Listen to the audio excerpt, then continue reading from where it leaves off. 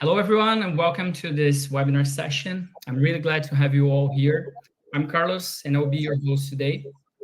Thank you so much for joining us. And today we have an insightful topic, especially for the carbon buyers.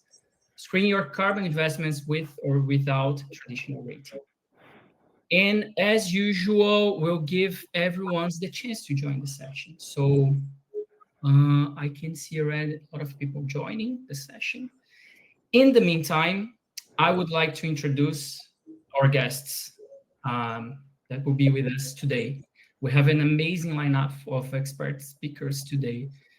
Our first speaker, Nikita Parfeniuk, coordinator at Offset 8 Capital. Thank you so much, Nikita, for being here with us today.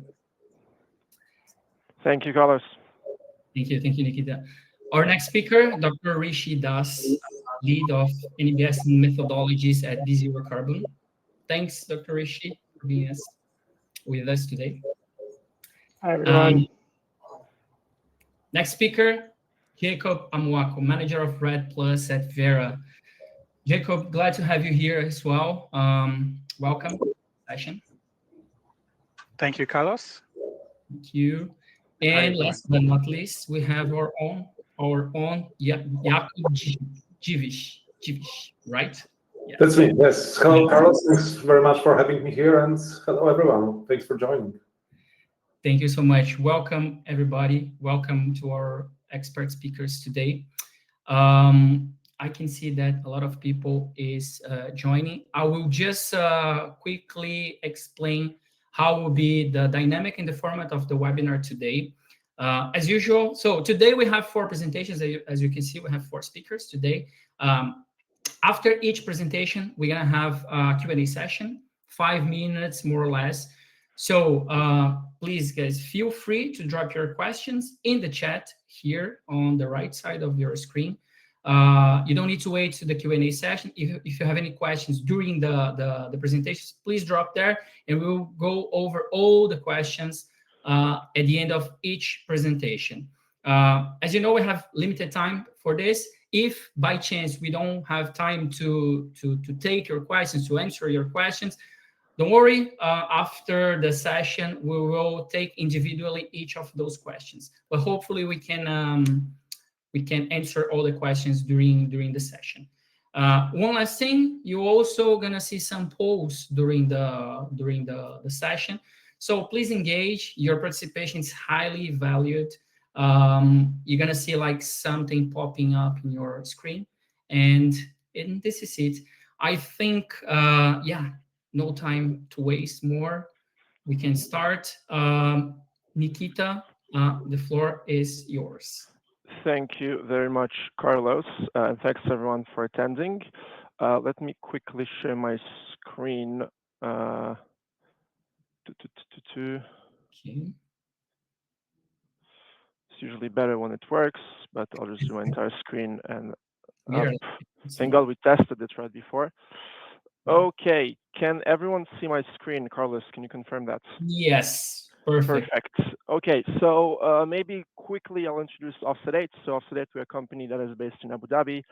And last year during COP28, we've announced the first carbon credit fund in the Middle East, looking to provide long-term capital to nature-based solutions in Africa and Southeast Asia. For this presentation, I'll talk about, very briefly, I'll talk about how we assess projects without ratings.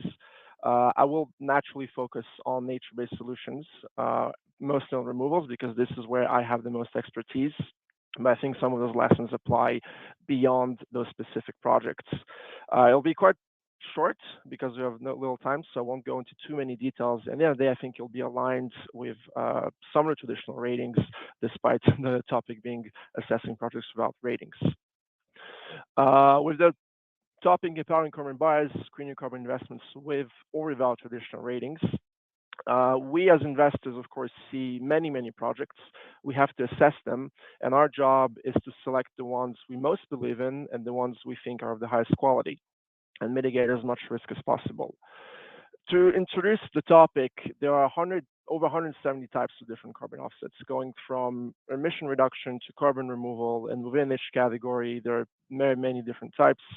depending on types of technology, depending on biology, depending on all of that. And so the presentation will only cover facets and a small aspect of this, but let's dive a bit cheaper. Kind of the topics today and kind of introduction, I think the first element I want to bring forward is deceptive perfection. And kind of a general rule of thumb in the carbon market is if it sounds too good to be true, it probably is. No project is perfect. No project mitigates every single risk perfectly. And so that's kind of, in my opinion, the general rule of thumb. And with that said, kind of be aware of overpromising developers, overpromising projects, and make sure to assess them correctly and challenge assumptions. At the end of the day, investing into a carbon project, it's all about risk management. It's about identifying risks, and you'll identify many risks that exist and non-existent yet, and ways to mitigate them.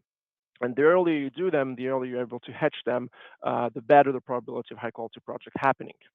And so for that, during this presentation, we'll focus on three main questions. The first one is, can I trust my counterparty or the project developer? The second question we'll look at is the quantity of the credits I expect the same as the one that will be generated in the future, especially relevant for early stage investments? And the third question is the quality of the credit I expect the same as the one I'll be delivered in the future. And starting with the first question of, can I trust my counterparty? I think a good rule of thumb, again, it's quite simple, but it works. Trust your gut. Trust your gut. Do you feel like the developer, do you feel like the project is viable? Do you feel like the project can deliver? Do you feel like the project can execute? And this is a great start. And after that, of course, you want to dive into the details. And thinking about the counterparty, you can ask with the simple question, who are they? Who's the company behind the project? Who's the project owner? What kind of profile have they as a company? Where are they incorporated? What's their background? What's their track record? Have they developed carbon projects in the past? Is it the first time? Look at the financials of the company. Is it a heavily indebted company, or do they have a solid balance sheet? At the end of the day, the financial health of the company is extremely important for the future success of the company. With that, look at who's the ultimate beneficial owner of the company. Look at the company's shareholding. Understand what are their interests. What kind of ownership does it have? Understand the management. Management is different from ownership because the managers will be the ones running the operations on the ground. They'll be the ones making sure that the project succeeds in the value run. At the same time, run a KYC on them. It's a long-term project. It's 10, 20, 30 years. You want to make sure you know who you work with and you can trust them. And with that, there's a very valid question is, do they understand carbon? It's a basic question, but extremely relevant because I've seen many developers who have experience with biomass, who have experience with agriculture, who have experience with pyrolysis, but they don't understand how carbon administration works. They don't understand what makes a high quality credit. And you should address those questions. The second question is, why are they doing this? What's their understanding for the project to succeed? Is it a quick buck? Is it them caring about the communities? Is it the company giving back? There are many options that you want to explore and address. Did they provide any capital? Did the company, commit their own capital either from the shareholders or from the company balance sheets, or are they just, going there riskless and expecting for others to pay for anything, no matter what, whether it succeeds or fails? Understand the history of why they're in country X. I've seen European or US-based companies operating in Africa or Southeast Asia. Understand the story. Ask them, how did you end up in Kenya, Tanzania, Ghana, Indonesia, Malaysia, wherever they are? Understand, are they involving the communities, and what's the long-term vision for the project? And of course, from a management perspective, can the company behind the project execute? Do they have the sufficient technical knowledge? And that can be, for a biochar project, understanding how pyrolysis units work. For agroforestry or reforestation project, understanding biology, agronomy, understanding tree planting. Do they have the support of the community?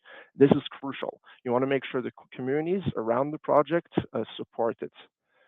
What's the relationship they have with local, national governments? Understand the team behind it. Are they available and reachable? This is a valid point. If you commit for a 10-year contract with a developer, you want to make sure they answer your phone, they answer their emails, and they're available to work with you.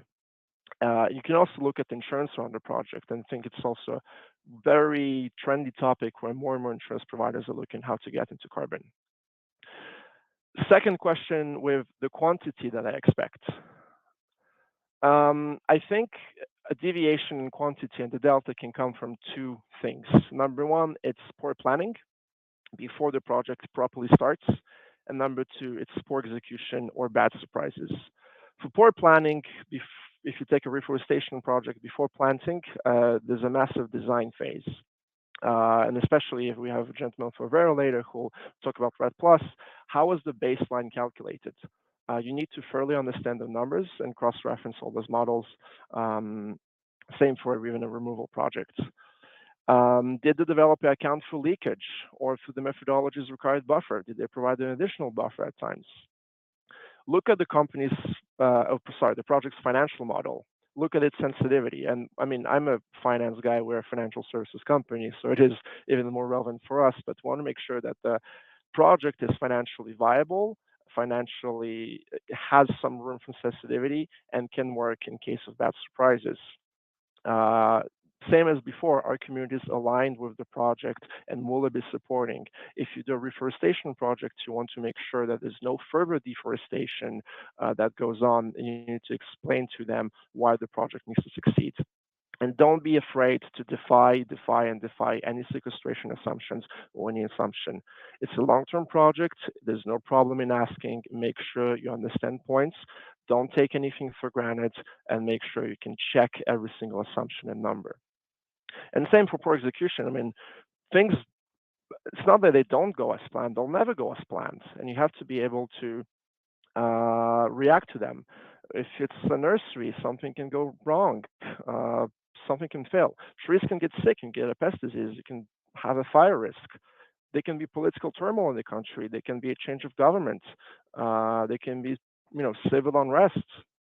Or if you plan to have the project under an Article 6 transaction, is the government late on its Article 6 negotiations?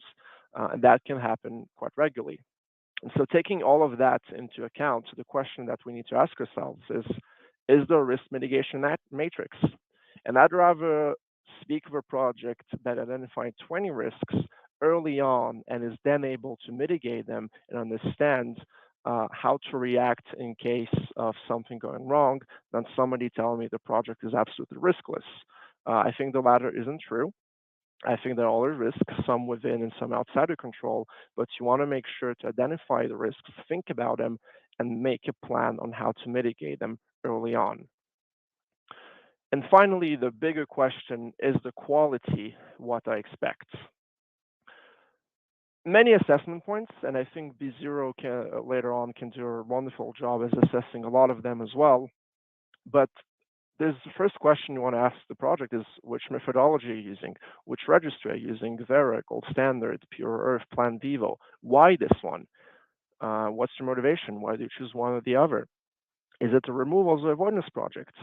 What's the boundless methodology? Is it the methodology that has, registered and certified dozens of projects, or is it the new one? Is there a revision going on in the methodology? And you want to understand how it fits. Finally, you understand the biology of it. For a nature-based project, especially, you want to understand the types of species that are being planted. For example, is it a domestic native species? Is it a foreign species that has been domesticated? Is it a foreign species? Do you have risk of the species being invasive within your planting? Is there a monocrop culture? Is it intercropping, a multi-crop? And again, assessment for a buffer or a leakage. And with all those questions, trying to understand the biodiversity that will be helped by the project, especially you want to avoid the biodiversity being harmed. Political and national, you want to understand the stability of the country, especially in least developed countries. Sometimes you lack some stability, and that could impact the project. You want to understand your land rights. And I've seen examples where for mangrove projects in Africa, the same land parcel was allocated to two different developers for two different projects, and they realized that, thankfully early enough, but the guys were pretty much about to plant at the same time in the same place, and then dispute their own carbon rights. Does the government support a project? Of course, and they understand carbon, and then you want to understand Article 6 topics and everything around that when it comes to GHG inventories, NDCs, and any bilateral agreements they might have in place or are negotiating for an Article 6.2. Alignment and guidelines are great. They're a great way to understand the project, and we've had the ICVCM publish the CCP, which I think gives a fantastic foundation to what should be a high quality project, and you want to understand if the project is aligned. And I will keep repeating this: communities. They're the ones who are hosting the project. It's oftentimes, historically at least, their land, and you want to make sure they not only benefit but support it. And I'll elaborate on that a bit further. And final additionality, I think, is quite important. How heavily does the project rely on other sources of revenues, and is carbon financing crucial? I've seen many projects that, although they mitigate CO2 emissions, they're not fundamentally a carbon project. They are a biomass project. They're a timber project. They want to, sell wood. They want to sell fertilizers, whatever. But the main source of revenue is not carbon. They just see it as a, nice little benefit instead of being at the core of the project. And going back to community benefits, at the end of the day, as a buyer and us as investors, what we want to be is proud of the project we're supporting. I want to, go back to colleagues, friends, and families and say, hey, this is what we're doing. We're creating this many jobs, planting those many trees. Look at the lives of the people before the project and what it'll look like after. And this is, at the end of the day, is the beauty of a high quality carbon project, because it goes beyond the environmental benefits that you have, but also you'll have drastic social uplifting, economic empowerment, and just much better life quality for those people. And speaking of them, it's crucial to consult them, understand what their needs are. I'm not going to pretend, I grew up in Switzerland. I'm not going to pretend to go to a region in West Africa and have the solution for what the communities over there need. I think it's crucial to speak with them, understand them, and ask them, how could the project help you, and to some extent co-design it with them around the social benefits and community benefits. And once those benefits are set in place, you want to make sure that this is tracked properly, quantified. You also want the communities to be responsible. It's not a charity per se. Communities need to benefit, but they want to also be accountable for the success of the project, make sure they have long-term incentives through employment, and are really a part of the success of the project in the long run. And benefits can be, go from food security, access to water, access to energy, gender equality, youth empowerment, access to the internet scene, and just making sure that you can build programs. And finally, don't be afraid of doing a site visit. If you are to invest in a project for 10, 20 years, I think it's almost crucial. Unless we do this, we travel to the site location and we speak with the communities, we speak to the project owner, we see things directly on the ground, and that allows us to understand the project much better from a qualitative perspective, and then we can work on the quantitative bit at the office. And finally, for the quality, I think one of the crucial elements is the third parties you work with, because they add substantial value to the project. And we can talk about the MRV and VVB. You want to understand if there's an external MRV. Is there a DMRV for the project? Internally, how do they do it? Who will be doing the VVB? And all those bodies you want to understand, was the track record, was the reputation, have they worked on those types of projects before? Have they worked in this region before? And if will they add value to the project? There's also a question that can be asked for a conflict of interest. I've seen developers come to me and say, we're going to verify the project ourselves, which obviously is an issue, because you want third-party unbiased opinion. The projects will oftentimes also hire consultants. For consultants who want to understand the incentives, we have had stories in the past and a lot of articles of consultants just having an interest in the more credits they are able to generate, the more money they make. I think the incentive should be in the quality of the credits instead of the quantity of the credits, and really understand what drives the consultant success. And then have they been subject to PR scandals? I won't drop any names, but I think we've all heard some scrutiny in the newspapers about consultancies whose interests were misaligned, and same as maybe you understand the track records. And do they understand the local context geographically, the type of project, and the local biodiversity? And finally, I think crucial element is the collaboration with NGOs. And why NGOs is extremely important, and we believe adds substantial benefits to the project, is they understand communities, they trust and are trusted by the communities, they have proximity in the local footprint. They have been here for most of them for many decades and understand the local context, the local biodiversity, and the local people much better than some foreign developers or us as foreign investors or buyers. And they'll be able to give you insights from the ground up. I think I might have a run of my time, so I'm happy to proceed with a Q&A. I'll stop sharing my screen and happy to proceed further. Perfect. Thank you so much, Nikita. Great presentation. Guys, time for questions and answers. Do you have any questions? I cannot see any yet. Come on, guys, don't be shy.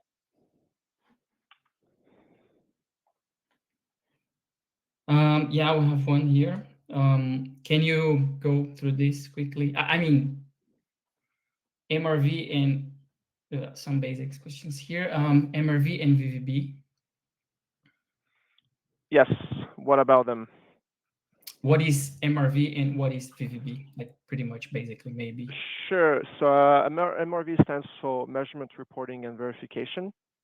So there will be someone who, at the end of the day, will track the carbon sequestration or avoidance. Very briefly, and the VVB is a validation verification body, so they will audit the project. That can be done usually once a year, sometimes twice a year, or every 2 or 3 years, and make sure to validate the carbon quantity that is claimed. Amazing. We have one more. What would be the impact on quality on corporate willingness to buy credits? I'm not sure I understood the question correctly. What will be the impact of quality and corporate willingness? At the end of the day, if I understand correctly, if you show willingness to buy the credits, especially if you enter the project early on, you're still able to help shape it and co-shape it. And so if you show a willingness to buy and you speak with the developer, and I think it's crucial to also engage in dialogue and say, okay, we want to invest in this project, we want to buy your credits, but we see that this might be missing in terms of quality. You might have time and a chance to address that and make sure that then the quality later on happens. Perfect. I think we have time to answer one more maybe, and then we move to the next presentation. Yeah. And all the others, guys, I promise you that we will take them offline, or if you have time in the end of the session. Monocrop or multi-crop, what is best? Pros and cons depends on location of the project. I think I'd be more keen on having a multi-crop. The reason for that is a multi-crop system allows for a healthier biodiversity and a healthier ecosystem, because then you have species working together, which is much better for even wildlife, insects, quality of the soil. Monocrop is, I think, can grow faster, and it has some short-term advantages, but in the long run, a multi-crop creates a healthier ecosystem. Perfect.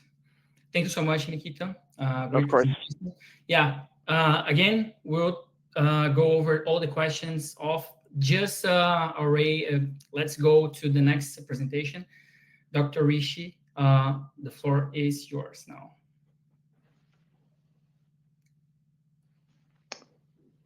Thanks, Carlos, and thanks for the invitation to present B0's work today. I will try to be quick over here with my slides. So I'm the lead for nature-based methodologies and ratings at B0. I've worked in carbon markets for about 10 years. Before joining B0, I used to actually work with Vera, and I've worked with a number of project developers and governments before that, particularly in the nature-based space on things like REDD+. So that's just a little bit by way of background. So B0 is a carbon ratings agency, and given the topic of today's webinar, I thought I'd sort of start off with, why do you even need ratings, and what's the need for having ratings in the voluntary carbon market? So I think, one of the things that was sort of a fundamental failure in carbon markets, during the first 10 years or so of its development was that, you had all of these different standards bodies and different types of projects that were generating credits. And because it's a voluntary space, there are various different, corporate entities that are participating in the carbon markets, but there really was fundamentally no way to differentiate between all of these different types of credits that were in the carbon markets. And the structure of the voluntary carbon market was that you had the standards bodies that issued the credits, you had the project developers that were producing the credits, and then you had the validation and verification bodies that were supposed to be the independent auditors.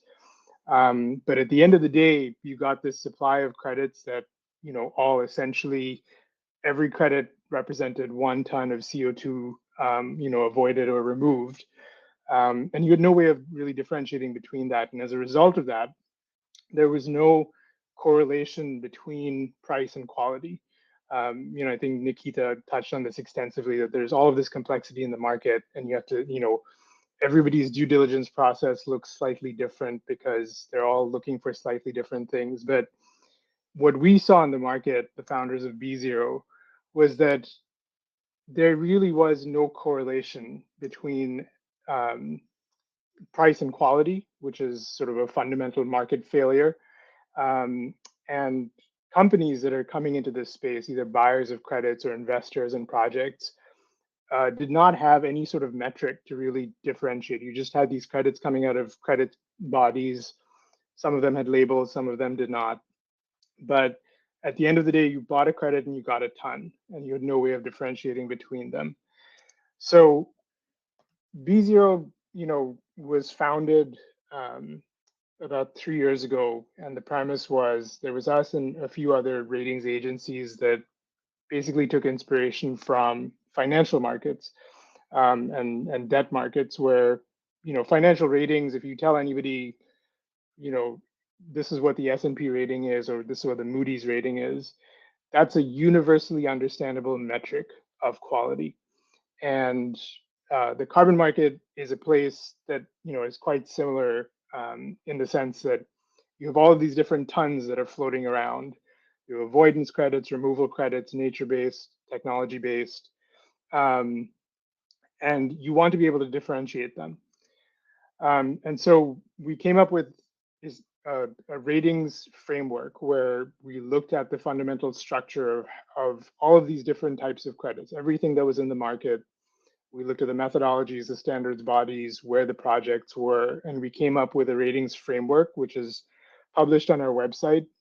I'd encourage you to go visit and look at what the methodology is. But it looked at the building blocks of what a carbon credit are, that it needs to be additional, that there has to be robust carbon accounting, that there has to be some measure of permanence or durability to it, and then that there are the additional sort of safeguards and co-benefits that are not sort of the carbon related aspects of it. And so this is what our rating scale looks like. It's an 8-point scale. It looks very similar to what the financial markets rating scale looks like. Our rating is an assessment that the likelihood that you get a ton of CO2e avoided or removed for each credit that you buy.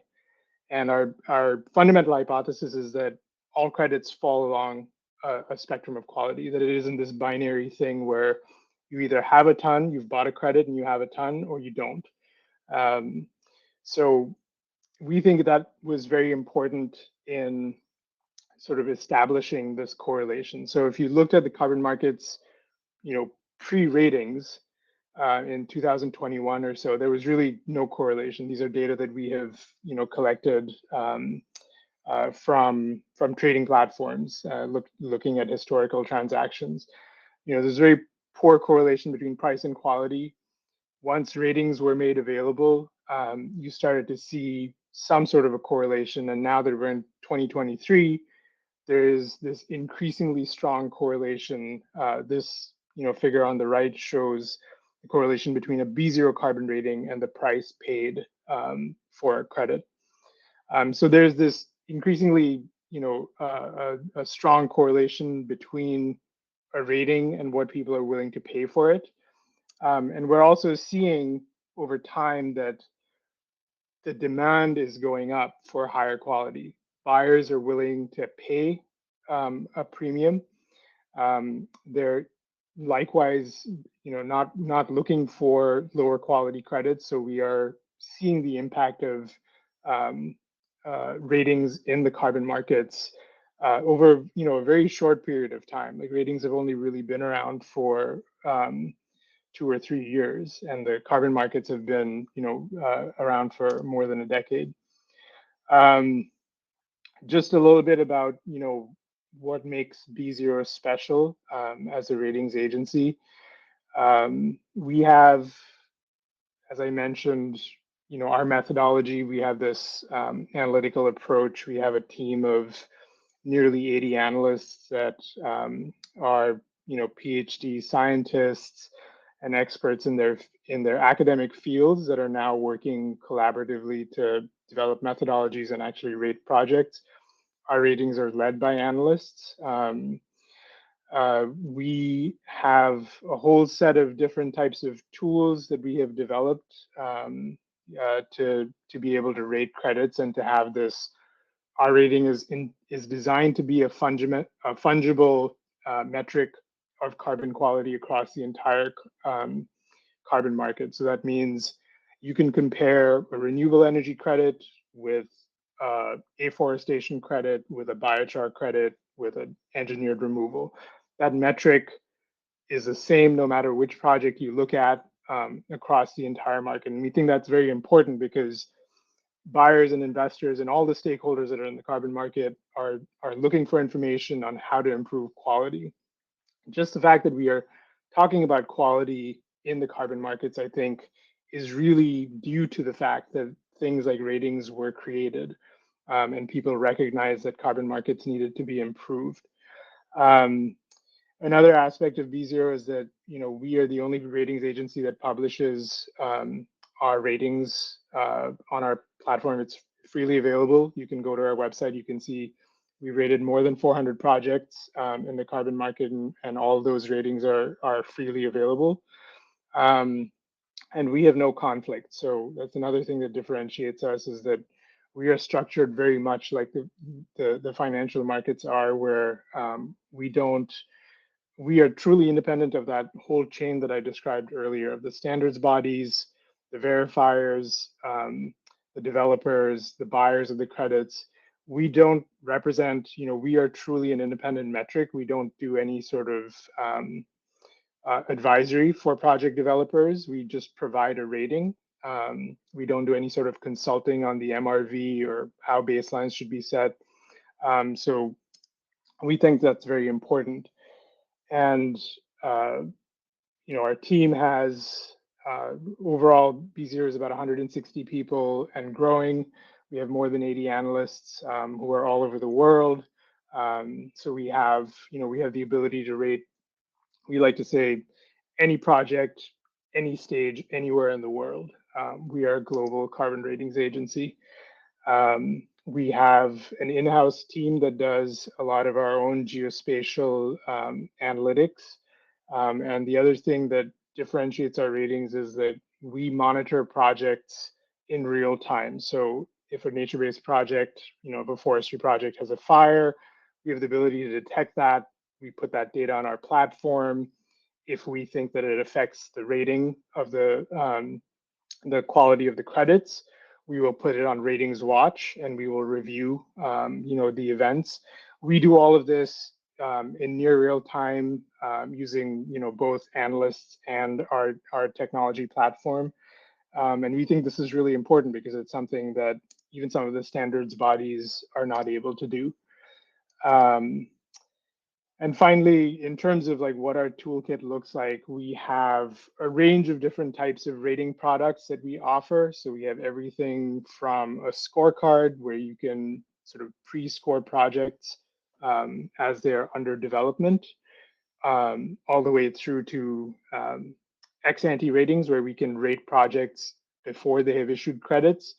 Our core offering is what we call ex-post rating. So it's projects that have issued credits, and these are the freely available ratings that I just mentioned before.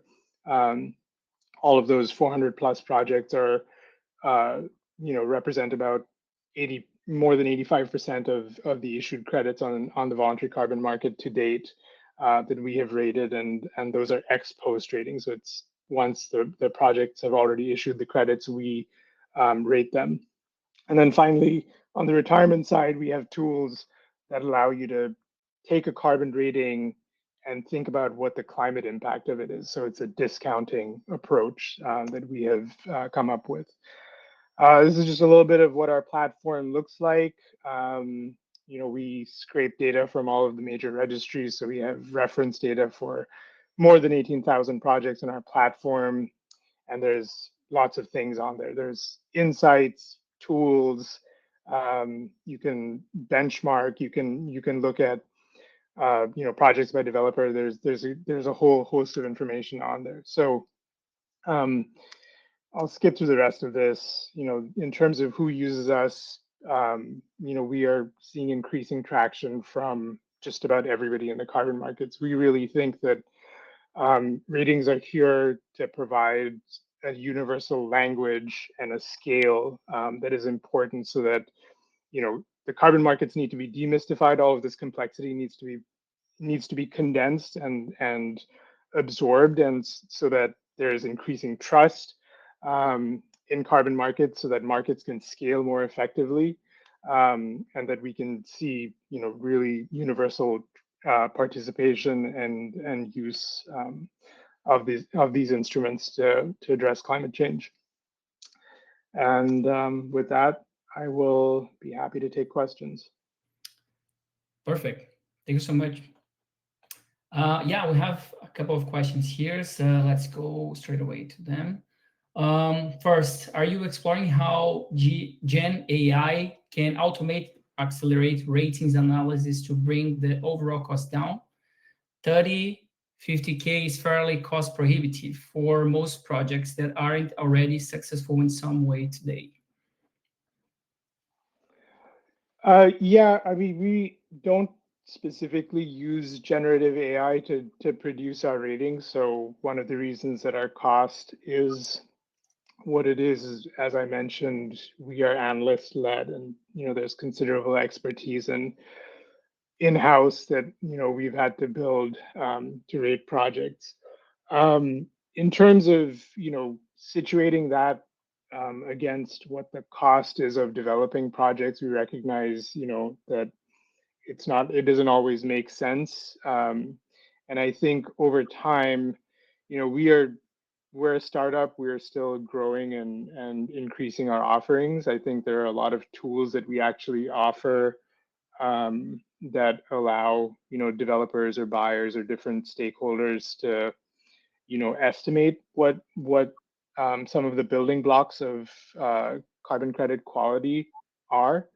And we do a lot of work, that is essentially freely available on the market that we think informs the market, informs what investors, what buyers, what developers are doing so that they can build this in. Increasingly we see that project developers want ratings from us, or a cook stove developer looks at a AAA rated project or an A rated project and says, what did they do that we can copy? Why did B0 think that this was a really good project? So there is still impact. I think as far as the technology bringing down the price, I think that will happen over time. Like, we're only about 2 years into doing this, and we are rapidly innovating on even what our in-house technical capabilities are, and the speed at which we are looking at. We've rated hundreds of projects. We will soon be rating thousands of projects, and we need to be able to maintain all of that over time. So we will start to use some of these tools, and we're developing them in-house. But I think the cost of what it is to have a rating done or to subscribe to our platform represents where we are right now, and I think that will change over time. Super. I think let's go one more, and then we go to the next presentation. How does the non-permanence risk affect the quality rating? What are the most recurring factors that impact the rating? Yeah, so the most important ones are additionality and carbon accounting. So that really is sort of the most influential driver. Our ratings, essentially, if projects are found to be, largely non-additional, or have, as we say, high additionality risk, that constrains the rating. Secondarily, the way that the baseline was constructed, we investigate all of that independently and provide our own input. Non-permanence tends to be sort of secondary. So, we have our own definition of how we evaluate non-permanence. That is, that we look at the commitment period, what we call the commitment period, which is also referred to as the crediting period. So if it's a 40-year crediting period, we estimate what's the likelihood that that credit is going to be good, or that carbon is going to be removed or avoided for that 40-year period. So it is important, but it's not the most important. Additionality and carbon accounting are really the big drivers. Awesome. Thank you, Dr. Rishi. Yeah, let's go for the next one. Jakub, stage is yours. You are muted. Yeah. We cannot hear you now. Yeah. No, let me see here.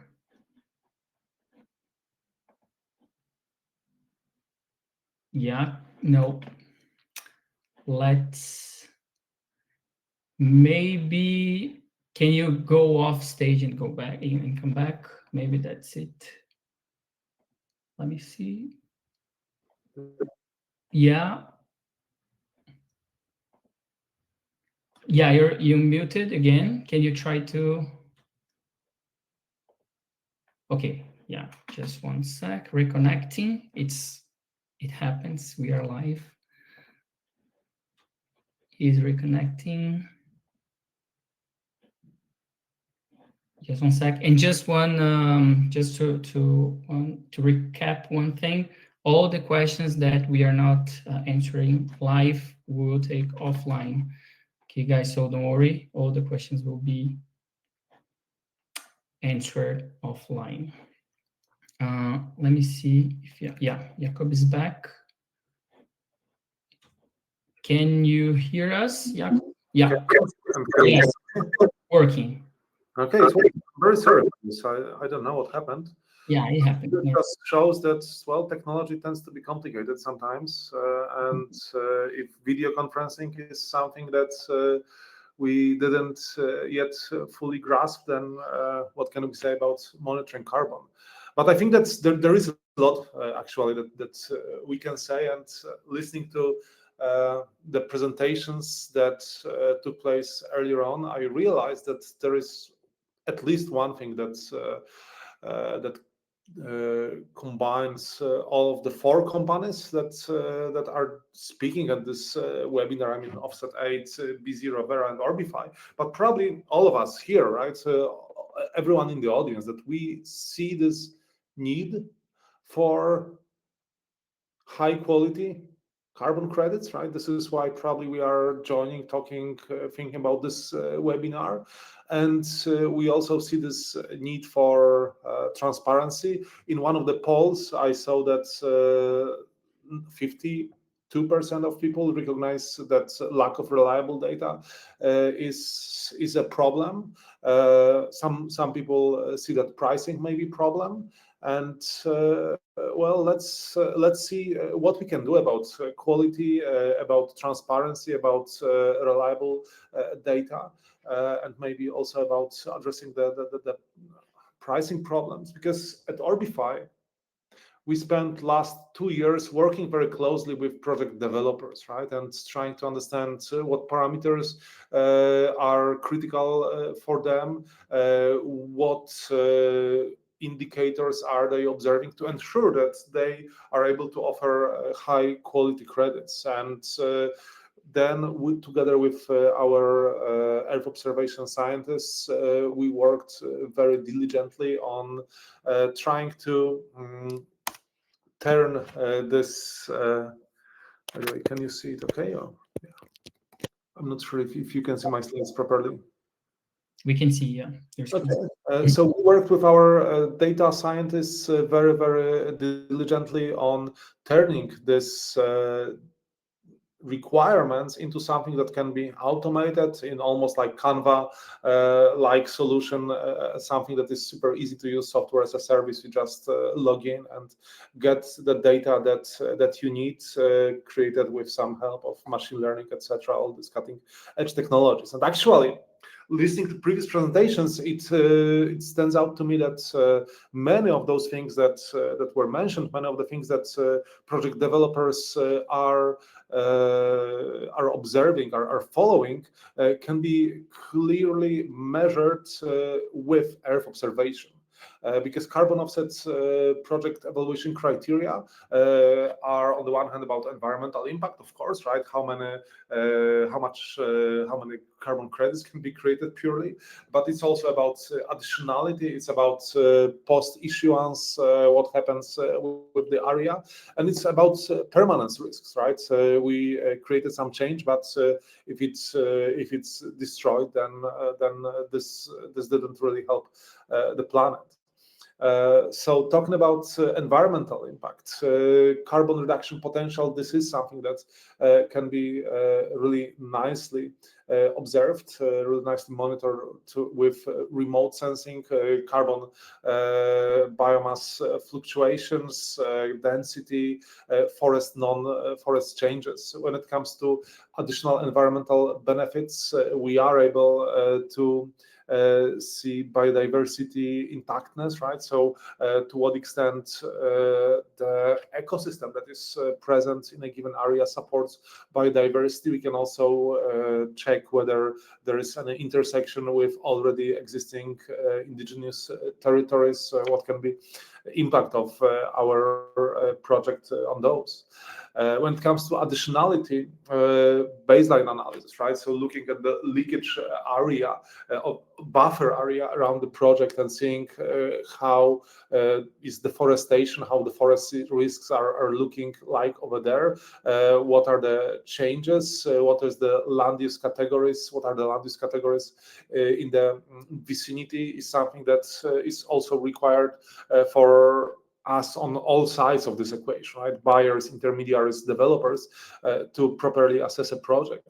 Then we can be also looking at post-issuance aspects like soil erosion, like EVI, index of health of vegetation, and take those things into consideration when assessing the credits. And when it comes to permanence, well, at Orbify, we developed our own methodology for assessing overall non-permanence risks, taking multiple vectors into consideration, like deforestation risks, how deforestation looks in the region, how prone to wildfires, or not necessarily wildfires, it can be human-started fires, is the area looking into the history, what is the flood risk, and several others. For the sake of time, I will spare you those details. So what I was just showing to you is a tool that we built, the tool that now we are ready to give into your hands, that automates multiple elements of the assessment. And by no means, I fully understand that the work that Dr. Rishi and rest of the team at B0 is doing is a needed step, right? It's like Orbify gives you access to multiple high-level indicators, and the work that B0 is doing gives you additional insights, but those additional insights are something that are needed only maybe for one or two projects, while at the pre-screening level, you may decide to look into tens or multiple projects simply, right? So this goes back to this affordability question when someone says, well, we cannot afford multiple screenings. Yes and no, right? Because there are alternatives if you don't need all of those nitty-gritty details. So maybe let me stop here for the sake of time. Let's see if there are any questions, and let's go from there. Yeah, we have one here, Jakub. Where do you obtain the data to train your model, conduct analysis? How do you the data is high integrity? Great, thank you very much. So when it comes to Orbify, we are for our machine learning models, we are obtaining the analysis data from multiple different sources. It can be publicly available data. It can be commercial data coming from various commercial constellations. When it comes to training data sets, this is more difficult.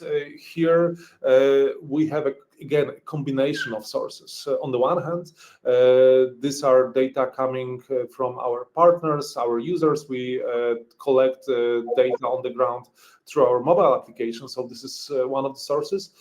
But then there is a smart way. We are using data from JEDI sensors, LiDAR measurements, and let me leave the details of this as our trade secret. If you want to learn more, let's hop on a call. Super. Thank you so much, Jakub. Jacob, let's go with the last presentation of the day. Stage is yours.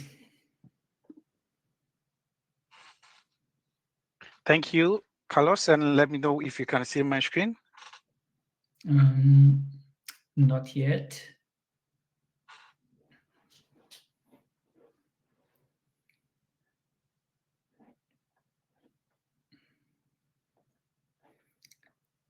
Let's see.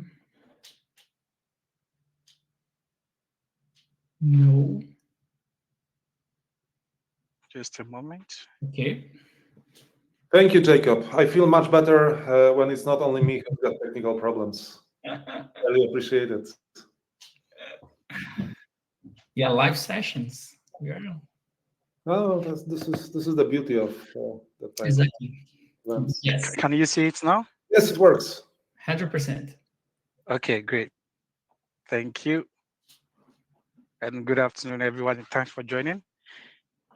So I'll be talking to you about Vera. Vera, we are a standard body established in 2007, headquartered in Washington, D.C. We staff working remotely all over the world. Currently, in terms of impact, we have more than 2,000 projects across 88 countries, having issued over 1.2 billion credits. And consistently, Vera is still performing very well as best GAG crediting program over the course of the years. In terms of our standard, we cut across various sectors. And we also have our verified carbon standard, which I know is very popular amongst all of us here. And within that, we have the jurisdictional and nested red program. We have the climate, community, and biodiversity one that also shows not just for the climate, but showing how committed the project is also to community livelihoods and protection of biodiversity. The same for our sustainable development verified impact standard, which is looking at tracking the performance or attainment of our sustainable development goals, and currently also our plastic waste reduction standard. But today I'll be focusing more on what we call the new RED Plus methodology, the VM48, which has benefited a lot from the development, design, and testing stage for over 3 years, and has been a work that's involved a lot of people across different groups, consultants, scientists from prestigious institutions such as Clark University and Clark Labs, and a number of Vera staff too. Vera has traditionally had the VCS operated at the project level with various methodologies specific for different project types, different geographies over the course of the last 13 years. At the same time, we also came up with a jurisdictional and nested red framework, which can be used by national, subnational governments to integrate the accounting and crediting of emission reductions achieved by forest conservation activities by both project developers and those being implemented by governmental bodies. However, we are consolidating now a lot of all of these methodologies into a single methodology. So the different methods that you see here are all of those that the current VM48 is being based on. As we know, participants in the voluntary carbon market, particularly for us at Vera, we aim to drive innovation and test new approaches and strategies to see which of these work best and to improve upon them as we move forward. The international policy on RED Plus has evolved significantly over the last decade, including advancements made in the Warsaw frameworks, the Paris agreements, which emphasize national scale accounting and reporting. And at Vera, we are shifting to certain baselines using a top-down risk-based allocation approach to align with the jurisdictional approach adopted in international policy. The new methodology consolidates these different types. So earlier, we are looking at having baseline setting at the project level, and it was based mainly on reference regions, where forest areas that share a range of characteristics with the project area, such as the presence of drivers of deforestation, was what was used. And what happens in that reference regions in terms of deforestation was served as the baseline for the project. But currently, the use of the reference region for constructing the project was mostly a good option as at then. But at Vera, as I initially said, we consistently review what the latest science is and how we can, based on that, improve our methodologies. And we pilot new MRV technology to improve on the quality and also in the integrity. And this is what underpins our new approach for baseline settings. So in terms of our new methodology, the VM48, we are looking at having models that provide guidance for estimating and monitoring emission reductions achieved by different project types. And currently we have the VMD55, which tackles projects that aim at reducing unplanned deforestation. We are currently having some minor revisions to that to version 1.1. And we are also planning on developing similar modules under the methodology that will guide projects that reduce planned deforestation. And looking at the feasibility of accounting and crediting programs or projects that will also reduce unplanned forest degradation. All of these are in the pipeline.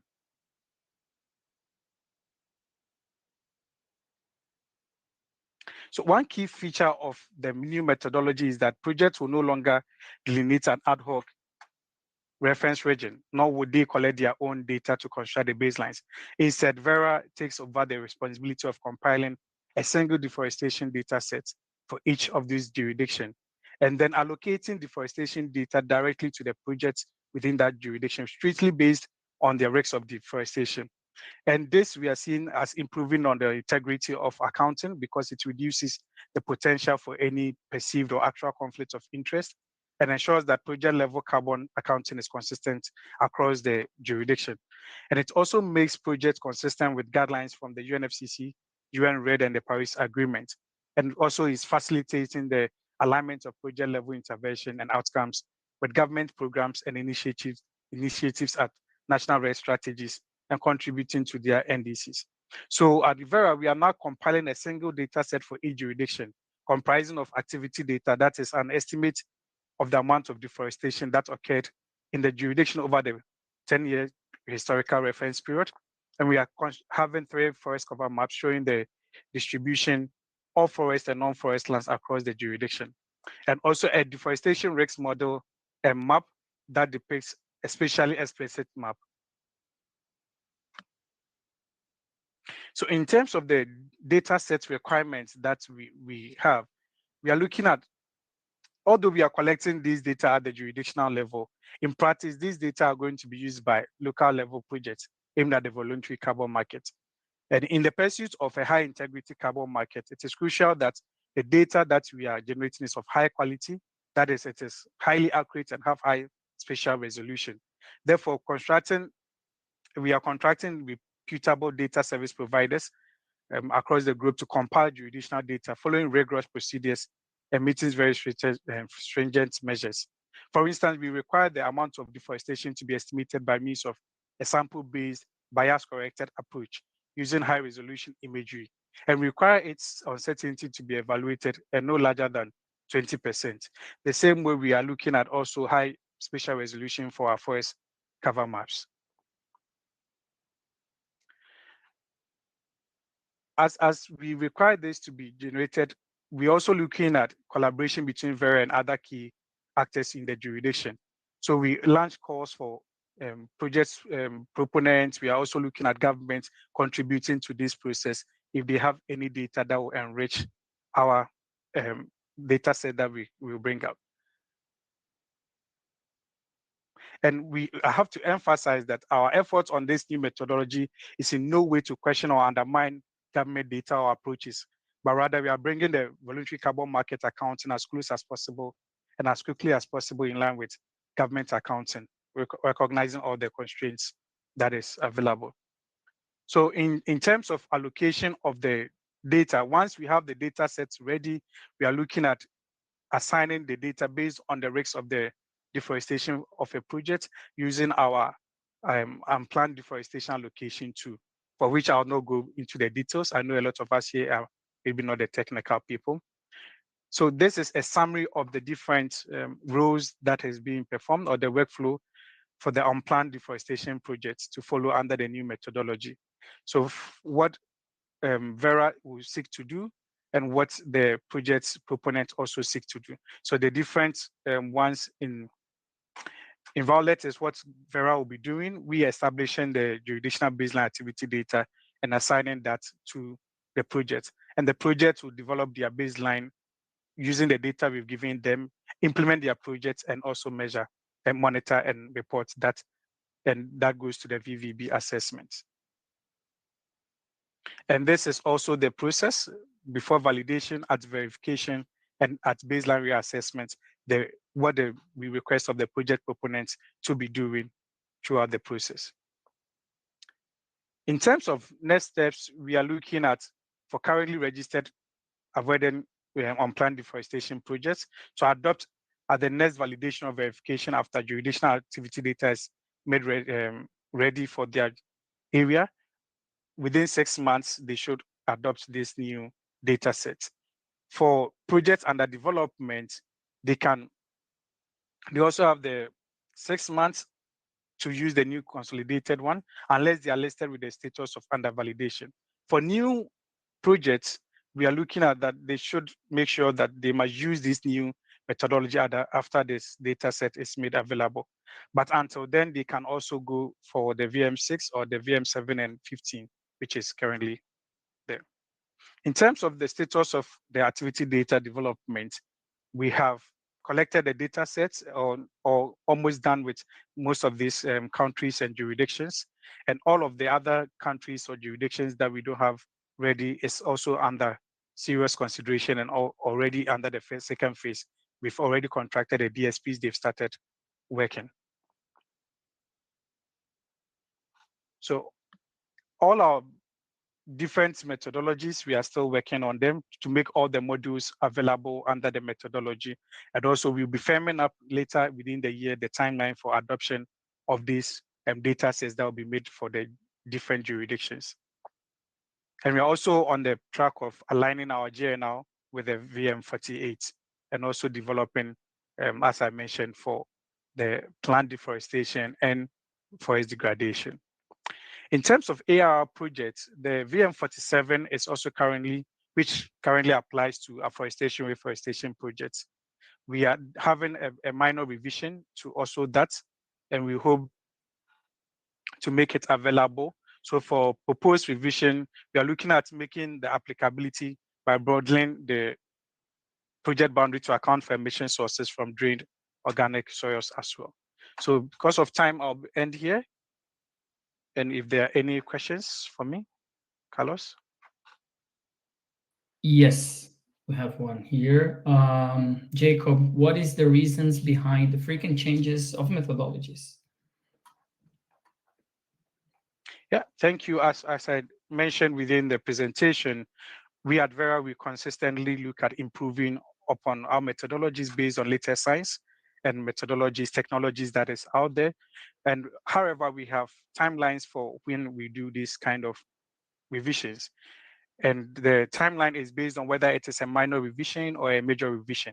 So for minor typos or minor changes that we have to do, these ones are done internally and we bring it out as and when. But for major ones, we have a timeline that we do follow. Cool. We are a bit over time. Let's answer one more and then we'll close that. Again, all the questions will be answered offline.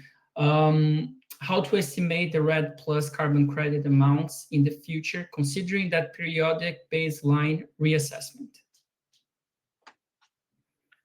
I don't think I get the questions fully. Yeah.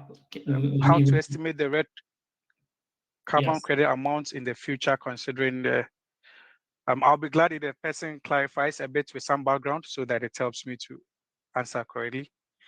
But for baseline reassessment and also for new projects that want to look at using the new methodology, we will be using the data when it is available after 6 months, when the data service provider has been able to collect that data, made it available, and Vera would allocate that to projects. However, projects that are already using our old methodologies can still keep to that unless the new projects that are coming up. So there will not be any reassessment of their baselines.